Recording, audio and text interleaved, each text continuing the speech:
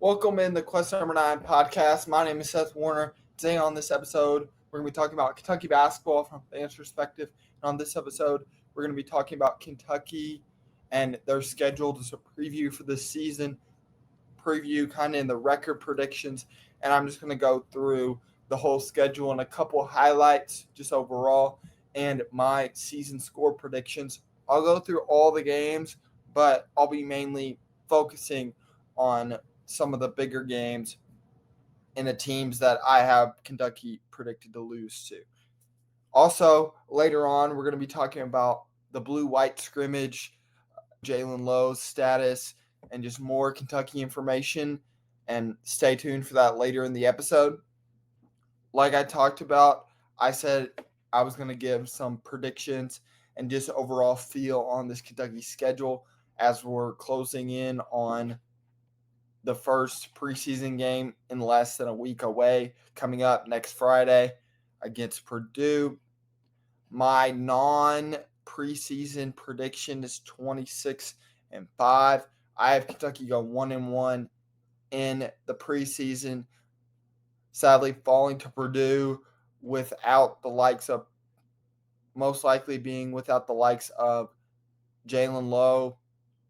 And I think that's going to put Kentucky in kind of a tough spot depth wise at that point guard position, where I think Kentucky will be able to keep it competitive with some of Kentucky's really good backup guards and guys that could really fill up the rack and keep this scoring potential up with some depth of defense around them with Denzel Aberdeen, Colin Chandler, and that offensive punch I was kind of talking or kind of alluding to was Jasper Johnson with his high upside and explosive scoring ability combined with his length.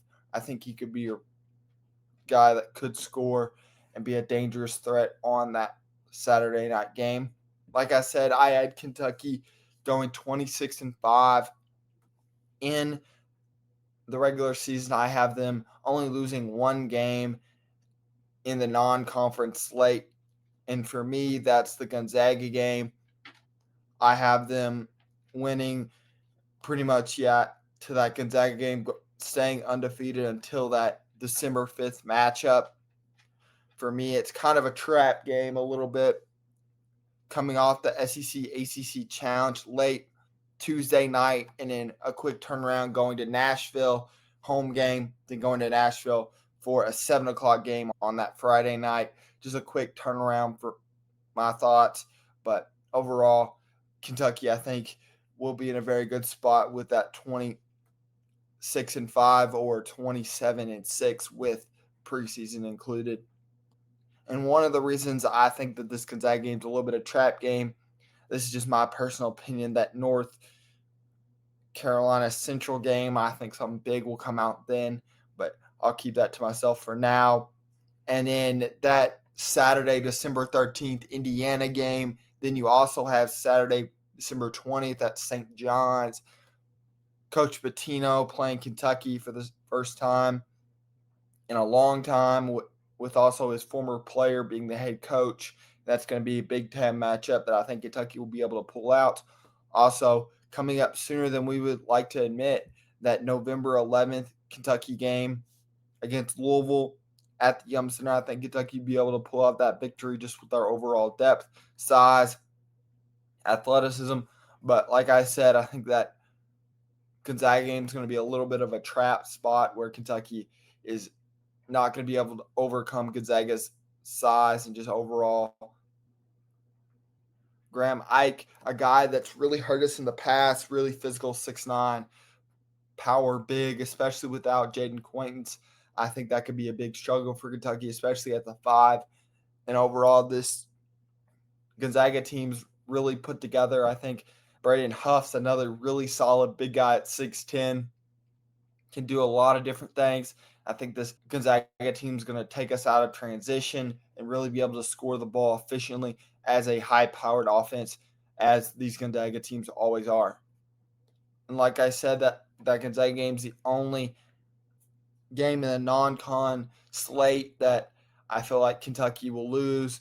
And I talked about a couple of the big matchups, St. John's, Indiana.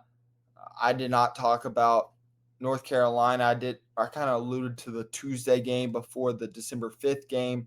Like I said, it's going to be a quick turnaround. Caleb Wilson coming to Kentucky, where he was potentially could have came to Kentucky, was a Kentucky lean for a while. A guy that we talked about in this last recruiting cycle, 6'9", forward who's really versatile, elite defensively. But I think Kentucky will be able to overwhelm a North Carolina team that I'm not personally super high on. Has a couple good pieces, but I don't think it has that ceiling that Kentucky has.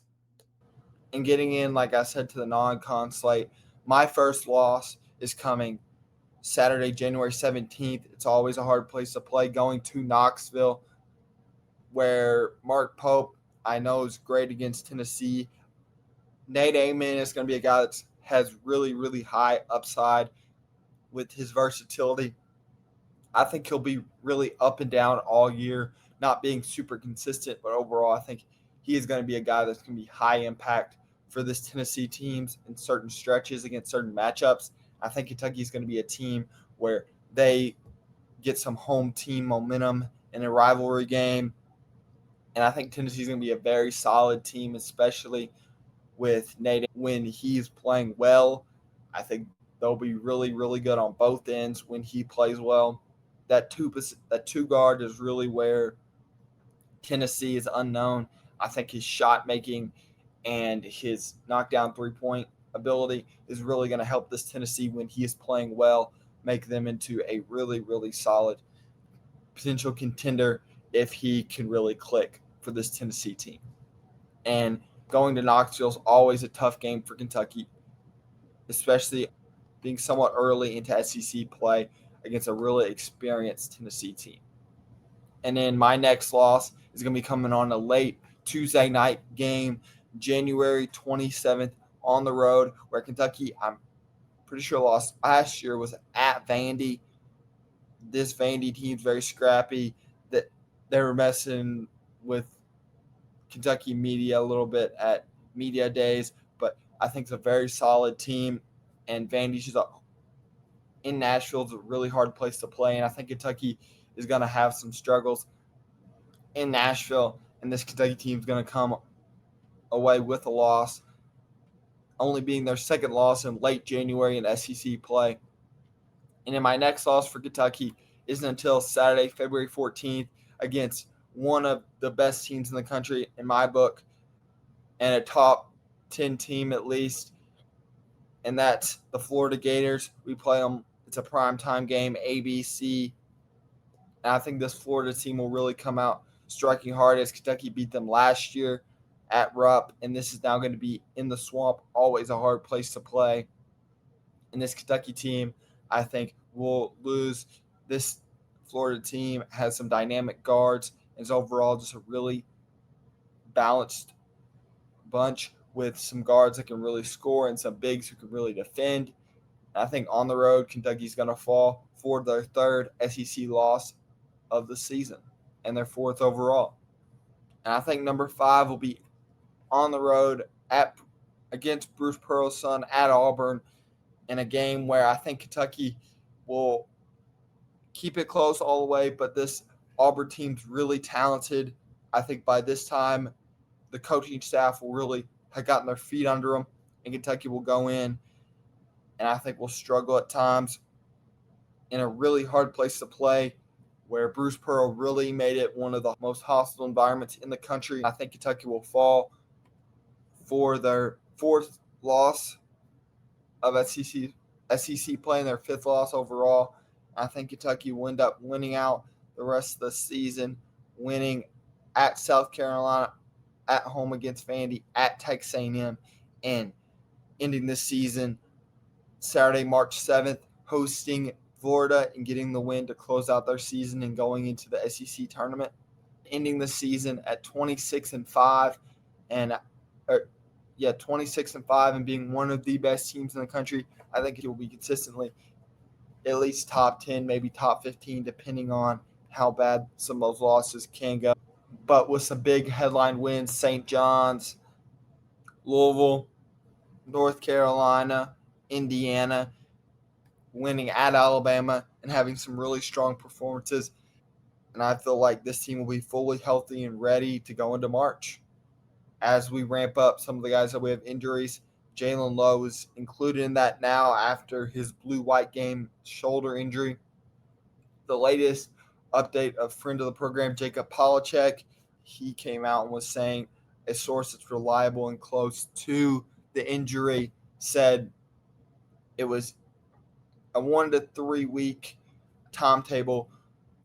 Like I said, a 1 to 3 week timetable with him, and a guy that is very important to this Kentucky team. It was just a minor tweak. They were able to get it back in the socket, and now we just have to worry about the swelling and just keeping that down and just a gentle recovery process. With him not playing in the most likely in the Purdue game is very important, but overall, Kentucky, I thought, played well in the blue-white scrimmage. Yelovich, I thought, shot the ball well. Didn't see a whole lot of him go full court with the ball in his hands, but got out of his hands, ran the court, set screens. I did a good job catch and shoot at top of the key corners. Use his size and length on the defensive end to be effective. Would have liked to see Brandon Garrison shoot the ball a little better, but Brandon Garrison did a good job defensively. Jasper knocked some threes down. Cam Williams knocked some threes down. Trent Noah knocked a couple threes down. They were all shot the ball really well. Jaylin Lowes, before he got hurt, really shot the three well. And overall, I thought this Kentucky team had a really balanced effort.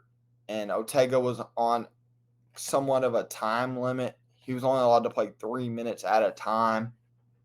They went for only a short run. It was longer than the Big Blue Madness, but not crazy longer. They probably went for about 25, 30 minutes. That's a really rough estimate, but we got some more information, but we'll get even more as we go into the Purdue game coming up on Friday. And that's all from the Quest Number 9 podcast. My name is Seth Warner, and if you like this content, please like and subscribe. And you can find me at Quest Number 9 on Instagram and Twitter to stay up to date for new episodes. I'll be putting out posts when they come out, so go check those out. And I will see you next time.